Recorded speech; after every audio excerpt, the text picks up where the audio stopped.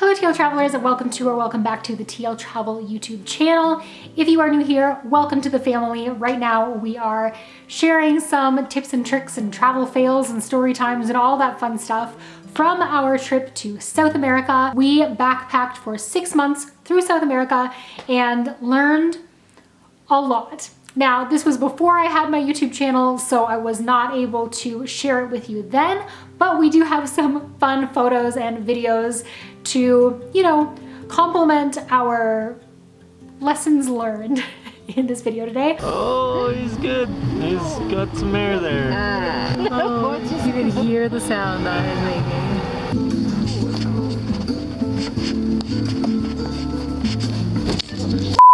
So if you have not already subscribed, be sure to do that because we post new travel content every Thursday and Sunday, and we are not going to stop bringing you that travel content anytime soon. There are tons of fun stories coming your way and lessons to be learned. And even if you are not planning a trip to South America, a lot of these tips will still apply to you and the stories will still be, fun, lighthearted, good distractions. You can laugh at our failures, all that fun stuff. So with all that said, today we are talking about our experience in Salta, Argentina. So in our last video, I talked a little bit about bus travel and why we chose to start our journey in Santa Cruz, Bolivia, and then take an overnight bus, 15 hours to be exact, to Salta to really start our journey.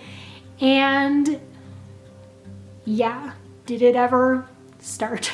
Now, we had wanted to visit Salta for 2 reasons. The first being that we had heard a ton of great stuff about their colonial architecture and just how beautiful the courtyards and the buildings and just all the scenery was there. And then the second reason was because we also wanted to do a day tour up to the 7 Color Hills, which, if you haven't seen this, it's just absolutely beautiful up there. But we had this day tour in mind, and it also took us up to the Salt Flats, which we also wanted to do a little bit of at the start of our trip, even though we knew we were going to be doing the Uyuni Salt Flat trip at the end of our trip. We just thought that it would be great to get that experience right off the start. And then if anything happened sort of further in our trip that didn't allow us to make it to the Salt Flats, you know the ones I'm talking about, the famous Salt Flats, we wouldn't have missed the site altogether. So all in all, the colonial architecture and just everything that we had heard about the day tours, we were so excited to start in Salta. And something that we had discussed from the start for budget purposes was to start with the cheapest accommodations, hostel style accommodations, and just knowing full well that as 6 months went on, we would probably be more inclined to splurge on nicer accommodations every now and then after long bus rides and big travel days and a lot of hiking and things like that. So we just figured while we were still in the state of mind of like, this is an adventure and we were still kind of fresh and new, that we would take advantage of the deals where we could get them. So we had seen this deal for Loki Hostel in Salta. Now, I will go on record as saying that they were in this really weird sort of renovation period. From what I understand, it was under new management and something with it had gone poorly or a budget had fallen through, I don't know. But they were just getting it started up and running again. So they had this deal where it was $2 a night for these private cabins kind of out of the city a little bit. There was a pool there. All the photos looked amazing. I thought there's no way that this is just $2. But then of course I read the description. I thought, okay, well, if they're just trying to put bodies in beds to get reviews, then this just seems like an awesome, opportunity. Why miss it? So we booked the Loki Hostel and when we arrived, I have to say, I had never seen anywhere look so just like run down in my entire life. And you might be thinking, like, if you're not new to this channel, you know that we do a lot of luxury travel now. So maybe you're thinking that like my perspective was a little skewed, you go from luxury accommodations to a hostel, there's gonna be differences. No, this was still in my backpacking days. This was still, luxury was outside my mind. So yeah, for all of the accommodations that I had stayed in, and I've stayed in a lot of rough spots, this was by far just not the greatest. So not only was the pool this like weird sort of greeny brown color, but there was a very obvious film on top of it.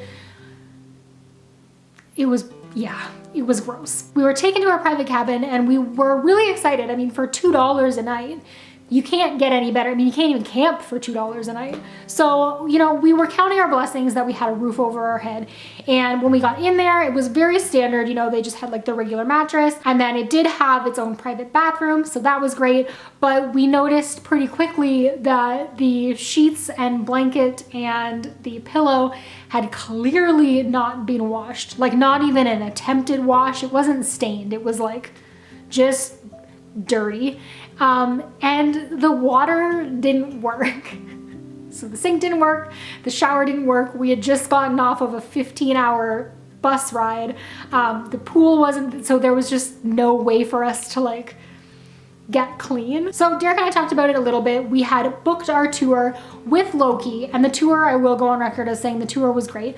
So we had booked our tour with Loki, so we figured we would stay the one night, and then for the final 4 nights, if there was like any issues or they couldn't get their water figured out or whatever, we would leave.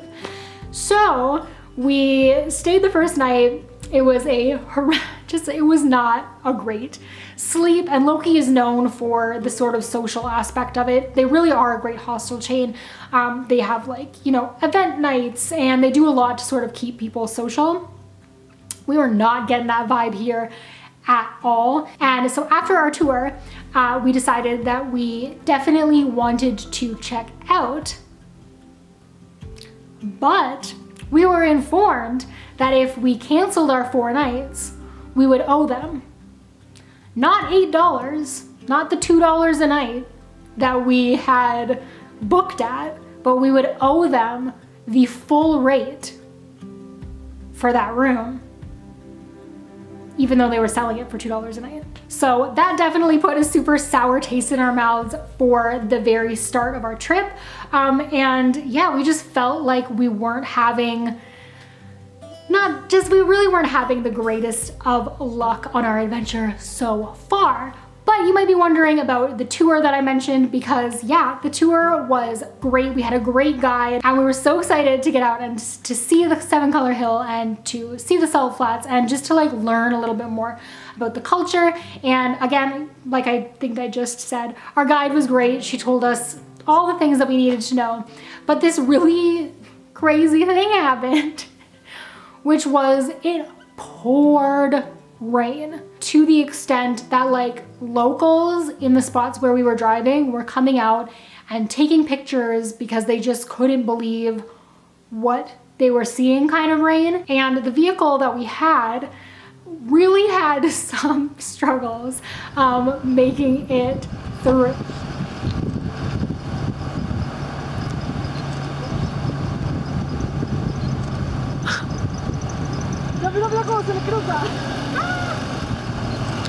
Oh my gosh. When we got to the salt flats, they were also flooded, and really the only time that we didn't have rain on that day tour was at the 7 Color Hills, which worked out pretty well.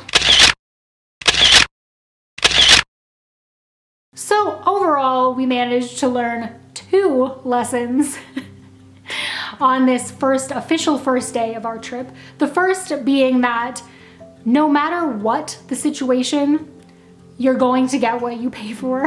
And I would have definitely valued our stay at Loki at $2 a night. Sometimes things just are too good to be true, and photos can definitely be deceiving. So yeah, that was a lesson that we learned pretty quickly. And the second thing that we learned that day, and that we continued to learn as this trip went on, is that weather in South America and in the mountains and all of these different regions, you know, you're driving from one landscape to another, The weather can change so rapidly and you just kind of have to roll with it. Although the Loki side of that adventure is not something that we look back on with fond memories, we do still look back on the day tour that we had and just get some great laughs out of it. It was a hilarious adventure, and if we had to go back and do it again the exact same way, you know, we still would. But that is gonna be it for me for today and my little story time from Salta, Argentina.